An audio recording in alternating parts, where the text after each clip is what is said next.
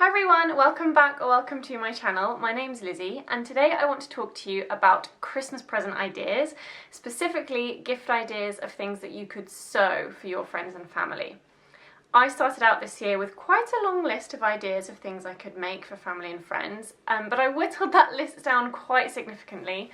There's currently only about 3.5 to 4 weeks left until Christmas, so I wanted to be realistic with my sewing gifting plans and not bite off more than I could chew. But I'm going to talk to you today about the ideas that I've had, because that still might give you guys some inspiration, even though I'm not actually going to make all of these things. But first things first, handmade linen napkins. Well, I say linen, it doesn't have to be linen, it could be cotton or another kind of fabric.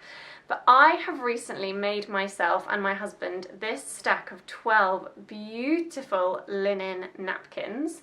I will get one out and show you. This is what they look like. They are in this absolutely stunning European washed linen, which I bought from Ray Stitch. I ordered it from their website, but they do have a shop in London if you're able to go and visit. This washed linen comes in the most gorgeous colours, and it's got really strong environmental sustainability credentials compared with a lot of other fabrics. It's quite pricey, but I think it's really worth it for a really good quality fabric that's made in Europe, which is brilliant. I made these napkins for me and my husband because we've been trying to move away from single-use items in our home and disposable items, and one of the things on our list to sort of swap out was to swap or to stop buying single-use disposable throwaway napkins and to have our own reusable ones. So these can just be thrown in the washing machine and reused and reused and reused. It's so easy to just go into IKEA and buy like 100 pack of disposable napkins for about £1, but it's just not good for the planet. I don't know this for definite, but they've probably got plastic in because everything seems to have plastic in them these days. And I just think a set of beautiful handmade linen napkins could be a lovely gift for a friend or a family member this year. I made 12 because I want to have a whole stack for when we have big dinner parties, but in reality, even if you just made a set of 2 or a set of 4 to kind of get somebody started, I think it would be a lovely gift. And you could even, you could tie them together with like a little piece of string and a sprig of holly or a little label. I just think it would be a really lovely gift. Oh, I think I forgot to mention that when I made my napkins, I used 2 different tutorials from the By Hand London website. I've got tutorials on their blog for how to make linen napkins, and that includes a tutorial on how to make mitered corners, which is where you get these lovely, let me see if I can show this to you. You get these lovely pointy corners. And yeah, those tutorials were really helpful. It did take a while because this linen's quite bouncy and I wanted these to be quite precise. I did really take my time with pressing, like you have to press in the edge by a certain amount and press it in by another certain amount, and I measured it all quite painstakingly to get them accurate. So it actually took me about half an hour per napkin. But if you're maybe using a fabric that's got a bit less bounce to it, like a cotton, it would be much quicker because of the pressing. You wouldn't have to be so careful with pressing it. It would be more accurate with less effort, if that makes sense. But yeah, I think they would be a lovely gift. Another idea is that you could make a friend or family member a eye mask. Now, Tilly and the Buttons actually has a free pattern on her blog and a free tutorial to teach you how to make an eye mask, and I just think you could pick some gorgeous fabrics. Maybe you've got some remnants of, I don't know, a nice piece of Liberty print or something. It could be a really good stash buster, and you could end up with a lovely personalised eye mask to give to somebody, which I think is a lovely idea. Another kind of stash busting idea that I had was to make some lavender bags. I still might do this as a little extra kind of stocking filler for somebody, but I grew lavender on my balcony this year and I kept it. When it was ready to be chopped off, I chopped it all off, I hung it upside down in our flat, and I've dried the lavender out. I think I've done the right thing. But anyway, I've been meaning to collect all the little pieces of lavender and make lavender bags. You don't have to have grown your lavender yourself, of course. I'm sure you can just order dried lavender online, but again, to just sew up a few little squares or a few little pouches with lavender inside for people to tuck inside, their underwear drawer, that kind of thing, I think it's a really nice little gift, and again, something that you could make to get rid of some of your larger scraps from things that you've been making throughout the year. Similarly, you could make a makeup bag or a wash bag for somebody, and again, there's tons of tutorials for that kind of thing online, blogs and YouTube videos, so I haven't got a specific one to recommend to you, but again, it's just a great way to use up some larger fabric scraps. The next idea that I want to talk to you about is something that I was going to make for my parents. So mum and dad, if you're watching this video, please turn it off now, stop watching, because I might not make this for you for Christmas, but if I don't make it for you for Christmas, I'll probably make it for you for your birthdays. So stop watching. I mean it, Dad, stop watching. I was going to make them some kneeling pads for gardening. They've got like some sort of kneeling pad, but it's just kind of a scruffy piece of rubber, and I thought that I could get some upholstery foam. You can get upholstery foam cut to size from a website called eFoam, and I thought that I could basically make like a box cushion cover with a zip and a handle, and I could use some waterproof fabric on the underside to make some really stylish, nice, attractive but practical kneeling cushions for when they're both doing gardening, because my parents are very keen gardeners. Again, there's lots of tutorials online for how to make a box cushion cover with a zip, and I thought that would be a really fun present. I don't think it's going to happen for Christmas because I just don't think I have time at this point, but they've both got birthdays within the first 3 months of next year, so maybe I'll rustle them up for their birthdays instead. My next idea is pajamas. Pajamas are a great gift for people because you don't have to really worry about how they're going to fit, because pajamas are usually supposed to be on the looser, roomier side. And there are several really great patterns in the sewing community to use to make pajamas. First, I wanted to mention the Nina Lee Piccadilly Pajamas pattern, which is a lovely pattern, and also the Closet Core Carolyn Pajamas pattern. And a pair of pajamas would be a lovely gift for somebody that you wanted to put maybe a bit more time and effort into making like a full pajama set for. My next idea is loungewear. Now, my poor husband has been so supportive of me and my sewing journey over the last 5 or 6 years, but I've never made him anything. Isn't that terrible? The poor man has hinted a few times that he loves the idea of me making him a hoodie, and he wears sweatpants and hoodies around the house basically as his like loungewear, and it drives me nuts. Well, it doesn't drive me nuts, that's an exaggeration, but he has mismatched hoodies and jogging bottoms. I know it doesn't matter what you wear around the house, but he's got like different coloured sweatpants to hoodies, and they don't necessarily go very well with one another. So I've always said to him, you should have nice matching hoodie and tracksuit bottoms, it would look so much nicer. And so I'm gonna make him his own custom, made with love set of sweatpants, I guess. Would you call that a tracksuit? Not really a tracksuit, but you know what I mean, a hoodie and jogging bottoms. I've gotten as far as ordering samples, and I ordered a bunch of samples from Minerva. And this is a sample of their fleece back sweatshirt stretch knit fabric, and this colour is dark melange forest green. I don't know how you pronounce that word.